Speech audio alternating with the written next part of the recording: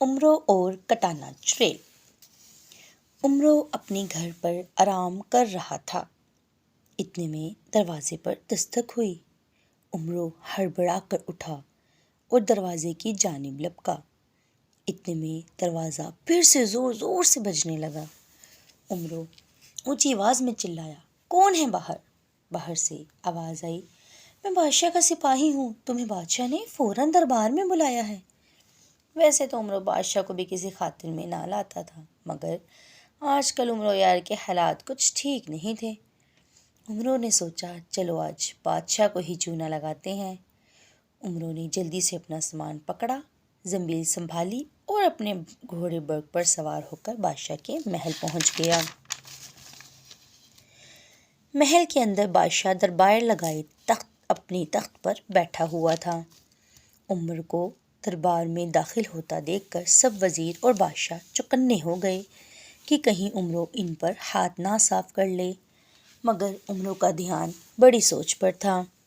عمرو نے جھک کر بادشاہ کو سلام کیا اور اپنے بلانے کی وجہ پوچھی۔ بادشاہ نے سلام کا جواب دیا اور کہا، آؤ عمرو، ہم تمہارے ہی انتظار میں تھے۔ بادشاہ نے اپنے بائیں جانب اشارہ کیا، جہاں ایک اور بادشاہ بیٹھا تھا۔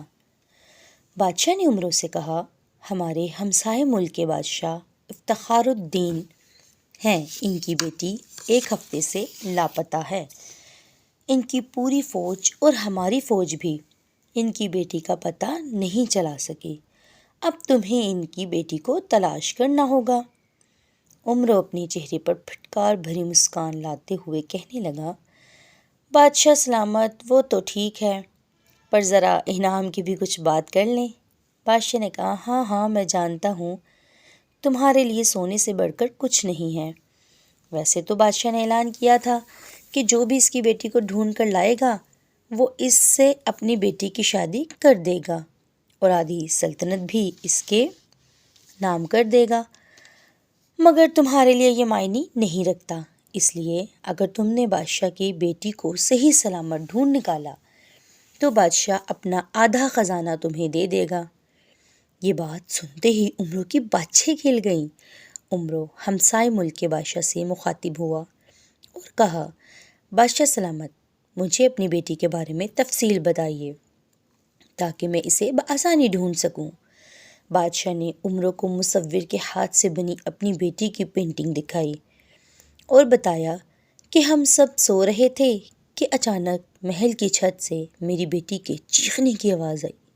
جب ہمارے سپاہی وہاں پہنچے تو میرے سپہ سالار سلمان نے دیکھا کہ کوئی 2 پروں والی چیز میری بیٹی کو اڑائے لیے جا رہی ہے۔ عمرو نے بادشاہ سے اجازت لی اور بادشاہ نے اجازت دے دی۔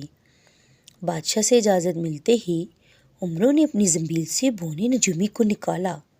زنبیل سے نکلتے ہی پہلے تو اس نے بھاگنے کی کوشش کی، مگر عمرو نے چابک دستی سے اسے قابو کر لیا اور 2 تھپڑ رسید کرتے ہوئے پوچھا کہ بتا بادشاہ افتخار الدین کی شہزادی کہاں ہے، ورنہ تیرا سر تن سے جدا کر دوں گا۔ بونا نجومی کانپنے لگا اور جلدی جلدی حساب کتاب لگانے لگا۔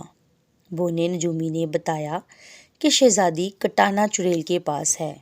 یہ 2 پروں والی چڑیل ہوتی ہے اور اگر یہ 10 شہزادیوں کا دل اور گردے نکال کر کھا لے تو یہ 4 پروں والی چڑیل بن جاتی ہے، پھر دنیا کی کوئی بھی طاقت ان کے پروں کی جادوئی قوت کا مقابلہ نہیں کر سکتی۔ اس چڑیل نے اب تک 9 شہزادیوں کے دل اور گردے کھا لیے ہیں اور یہ 10ویں شہزادی ہے۔ بونے نجومی نے ڈرتے ہوئے کہا کہ ابھی بھی اس کی طاقت کا کوئی مقابلہ نہیں، تمہارے پاس صرف کل رات تک کا وقت ہے۔ وہ چاند کی 14ویں تاریخ کا انتظار کر رہی ہے کہ جب چاند چوبن پر ہوگا تو وہ تب چاند کی بھرپور روشنی میں شہزادی کے خنجر سے 2 ٹکڑے کر دے گی اور پھر اس کا دل اور گردے نکال کر کھا جائے گی۔ بونے نجومی نے بتایا، اس وقت چڑیل جنگل کے بالکل درمیان میں اناناس کے درختوں کے درمیان زمین کے اندر چھپی ہے اور چاند نکلنے پر ہی زمین سے باہر آئے گی۔ عمروں نے جلدی سے بونے کو واپس زمین میں ڈالا اور اپنے گھوڑے برگ پر سوار ہو کر جنگل کی جانب روانہ ہو گیا۔ شام ڈھل رہی تھی، جنگل تاریکی میں ڈوب کر انتہائی خوفناک منظر پیش کر رہا تھا، مگر عمرو اپنی راہ کی طرف گامزن رہا۔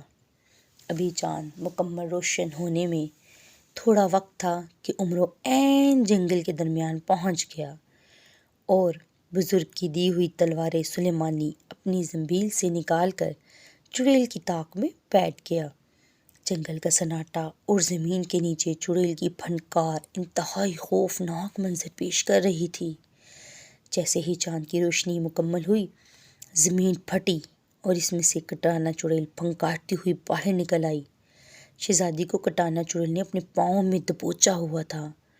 کٹانا چڑیل کی ہیبت دیکھ کر عمرو پر بھی وحشت طاری ہو گئی، مگر پھر اس نے خود کو سنبھالا اور موقع کا انتظار کرنے لگا۔ جیسے ہی چڑیل نے اپنا خنجر نکالا، عمرو نے بھرپور قوت سے چڑیل پر حملہ کر دیا، مگر تلوار سے صرف چڑیل کی آنکھیں ضائع ہوئیں اور چڑیل نے ہوا میں پرواز کر دیا۔ عمرو نے جلدی سے شہزادی کو رسیوں سے آزاد کروایا اور درختوں کے درمیان چھپ گیا۔ چڑیل آسمان میں جا کر زور زور سے چیخنے لگی۔ اس کی چیخوں کی آواز سے پورا جنگل کانپ اٹھا۔ چڑیل نے زمین پر بھرپور قوت سے اپنے پروں سے وار کیا کہ سارے درخت اکھڑ کر اڑ گئے۔ عمرو کے چھپنے کے لیے کوئی جگہ نہ بچی۔ اگرچہ کٹانا چڑیل اندھی ہو چکی تھی، مگر وہ انسانی بو سے عمرو کو سونگھ رہی تھی۔ عمرو نے بھی جلد ہی اپنی اس غلطی کو بھانپا اور زنبیل سے بھوتوں کے خون کی شیشی نکالی اور اپنی اور شہزادی کے جسم پر مل دی، اور پھر چڑیل پر دوبارہ بھرپور قوت سے وار کیا کہ اس کے 2 ٹکڑے ہو گئے۔ عمرو یار نے اللہ تعالیٰ کا شکریہ ادا کیا اور شہزادی کو گھوڑے پر اپنے ساتھ سوار کر لیا۔ محل پہنچتے ہی عمرو نے شہزادی کو بادشاہ کے حوالے کیا۔ شہزادی نے ساری کہانی اپنے باپ افتخار الدین کو سنائی۔ بادشاہ افتخار الدین بھی عمرو یار کی بہادری سے بہت متاثر ہوا اور آدھا خزانہ اس کے حوالے کر دیا۔ بچوں، اگر آپ کو ہماری یہ عمرو یار کی سٹوری پسند آئی ہے ویورز، تو پھر ہمارے چینل کو سبسکرائب ضرور کیجیے گا اور لائک بھی کیجیے گا اور شیئر بھی کیجیے گا۔ تھینک یو، اللہ حافظ۔